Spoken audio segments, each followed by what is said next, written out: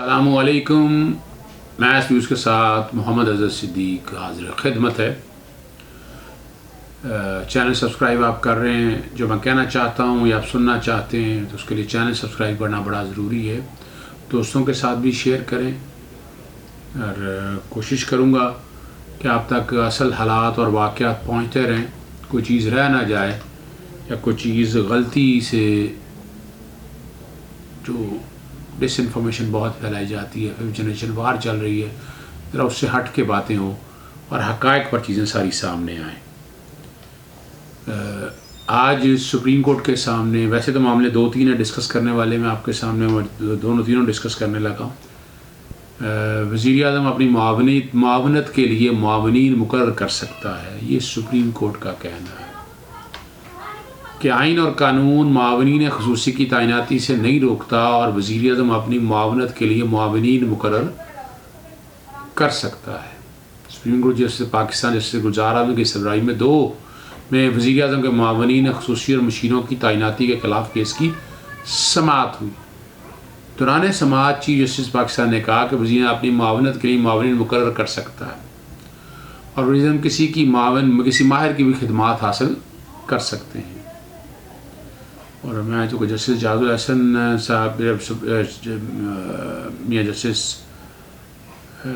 Justice میاں ثاقب نثار صاحب موجود تھے, دی گریٹ مین, تو سپریم کورٹ میں پیش ہوا تھا اور خاص طور پر زلفی بخاری کی اپوائنٹمنٹ چیلنج ہوئی تو ہم نے بھی یہ بات کی تھی یہ ہو نہیں سکتا.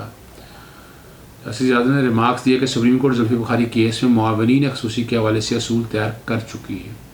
اس کیس میں سپریم کورٹ نے قرار دیا ہے کہ دوہری شہریت والا معاون خصوصی بن سکتا ہے کیونکہ آرٹیکل 62-63 کا اطلاق نہیں ہوتا. فیصلے میں یہ بھی طے ہو چکا ہے کہ وزیر اعظم معاون خصوصی رکھ سکتے ہیں. جسٹس جاز الحسن صاحب نے اپنے ریمارکس میں کہا کہ دوہری شہریت والوں کے لیے ایسے ملک سے وفاداری پر شک نہیں کیا جا سکتا. آئین اور قانون معاون خصوصی کی تعیناتی سے نہیں روکتا. آئین میں جس کا کام پر پابندی نہ ہو, جس پر قدغن نہ ہو, اسے کرنے کی اجازت ہوتی ہے. اور مسترد کر دی اپیل اور اسلام آباد ہائی کورٹ کا فیصلہ برقرار رکھا. اس کی تفصیلات عدالت بعد میں واضح کرے گی, جاری کرے گی. میں دیکھیں قدغن کے حوالے سے اگر میں آپ چلتا چلوں, میں نے سامنے آئین پاکستان 1973 رکھا ہوا آپ کے سامنے. آرٹیکل 93 ہے ایڈوائزر, یہاں پر قدغن ہے 5 کی. The Prime Minister may, on the advice of the Prime Minister, appoint not more than 5 advisors on such terms and conditions as may be determined. اور جب ہم دیکھتے ہیں ایڈوائزرز کے کانٹیکس میں, جب ہم بات دیکھتے ہیں کہ ایڈوائزر ہیں کتنے اس وقت, تو اس کا جواب آپ کو نیشنل اسمبلی کی ویب سائٹ کے اوپر na.gov.p کے اوپر مل جاتا ہے. اور جو سامنے آئے ہیں ان میں مرزا شہزاد اکبر ہیں, عبدالرزاق داؤد صاحب ہیں, ڈاکٹر عشرت حسین ہے اور ظہیر الدین بابر اوان ہیں. 4 ہیں. 5ویں جو ہمارے وزیر خزانہ ہیں اس وقت, وہ پہلے ایڈوائزر تھے, وہ وزیر خزانہ بن چکے, اس لیے نام ہٹا لیا گیا. اور جب ہم دیکھتے ہیں special assistant to prime minister, تو اس کی تعداد اس وقت ہے 18. شروع ہوتے ہیں جو نیشنل اسمبلی کی ویب سائٹ www.na.gov.pk اور ہیڈنگ ہے special assistant to the prime minister. Sardar Muhammad Yar Khan Rind, Ali Nawaz Awan, Muhammad Shahzad Arbab, lieutenant general retired Asim Saleem Bajwa, mister Rauf Hasan, doctor Faisal Sultan, Moeed W Yusuf, Syed Zulfikar Abbas Bukhari, mister Nadeem Afzal Chan, mister Nadeem Babar, Malik Muhammad Amir Dogar, doctor Shahbaz Gill, Sania Nishtar, Shahzad Syed Qasim, Tabish گور, ملک امین اسلم خان, ڈاکٹر وقار مسعود خان اور مسٹر محمد عثمان ڈار. مختلف چیزوں کی بتایا ہوا یہ معاملہ خصوصی آپ کے سامنے پڑھ دے. یعنی اس میں کنڈیشن نہیں ہے, اس میں کوئی کنڈیشن نہیں ہے, جتنے مرضی آپ رکھ سکتے ہیں معاون خصوصی. اسلام آباد ہائی کورٹ کا فیصلہ, اس سے پہلے زلفی بخاری صاحب کا فیصلہ موجود تھا. اسلام آباد ہائی کورٹ میں جب یہ چیلنج ہوا. ایڈوائزر صرف 5 ہو سکتے ہیں, 5 سے زائد آپ رکھیں گے تو وہ غیر قانونی غیر آئینی ہوگا. اور یہی بات سپریم کورٹ کے سامنے آئی اور معاون خصوصی کے حوالے سے جو بات تھی سپریم کورٹ نے وہ خارج کر دی. اگلی بات جو میں کرنا چاہ رہا ہوں اور میں کہہ بھی چکا ہوں, سینٹ کے الیکشن کے حوالے سے بڑا واضح طور پر میں نے اپنا نقطہ نظر بیان کر دیا تھا, آپ کے سامنے رکھا تھا, اور بڑا واضح طور پر میں یہ کہوں کہ نہیں. اور 1 مہینے کے اندر غالباً 11 مارچ ریٹائرمنٹ کی ڈیٹ 10 کی, تو 11 فروری سے پہلے الیکشن ہو سکتے ہیں. اس کا شیڈیول پہلے جاری کرنا ہوگا. اور 2 انٹرپریٹیشن ہے. ایک تو انٹرپریٹیشن یہ ہے کہ 11 کسی وقت بھی ہو سکتے ہیں, 1 مہینے کے اندر کا کہا ہے. اب شیڈیول اگر پہلے چیلنج ظاہر کرتا ہے تو رانا ثناء اللہ صاحب نے کہا ہم چیلنج کریں گے, وہ علیحدہ بات ہے. شیڈیول چیلنج ہوتا ہے یا نہیں ہوتا وہ ایک سیپریٹ ایشو ہے, لیکن 1 مہینہ پہلے الیکشن کرائے جا سکتے ہیں, یہ تو بات واضح ہے. اب اس کی انٹرپریٹیشن میں اب الیکشن کے پروسیس میں سارا نامینیشن پیپر سے لے کر ہر چیز شامل ہے. تو یہ دیکھنا یہ ہے کہ اگر یہ معاملہ سپریم کورٹ کے سامنے جاتا ہے تو کیا آئے گا. خبر تو بڑی واضح طور پر ہے کہ P D am back foot پہ جا چکی ہے اور ضمنی الیکشن کی گہما گہمی شروع ہو جائے گی. یہاں استعفے دینے کی بات ہے, اب ضمنی الیکشن نہ لڑیں پھر. اب تو بڑا سمپل سا ہے نا, ضمنی الیکشن اب سامنے آ گئے ہیں. دیکھیں اگر ضمنی الیکشن لڑتے ہیں تب پسپائی ہوتی ہے, لیکن یہ دیکھنا پڑے گا کیا فیصلہ ہوتا ہے. اگلا جو ایشو ہے میرے سامنے, یہ 2 خط.